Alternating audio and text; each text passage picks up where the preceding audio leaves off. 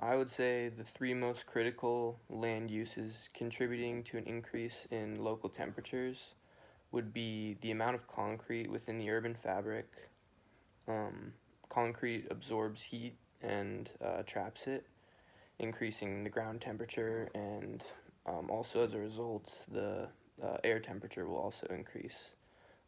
Another land use that leads to an increase in temperature are just large highway systems, which are also made of concrete, and all of the cars driving on them release a ton of heat, and that's also just trapped in the concrete, uh, even making roads like stay hot throughout the night.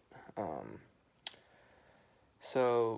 any form of deforestation will also lead to an increase in temperature of an area because uh, green spaces and forests absorb a lot of heat compared to anything that would be built on it, like a parking lot or an apartment building or something that will just absorb more heat.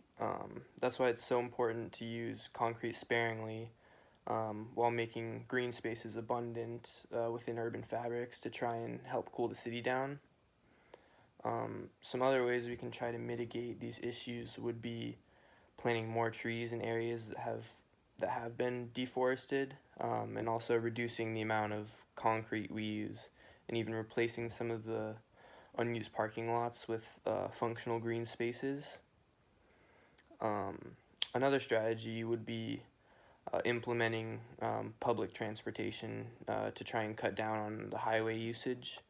Um, this would have to be efficient transportation that people would actually want to use in place of their car. So uh, we can also plant more trees on the side of the highways to try and help absorb some of that heat that's created from the cars.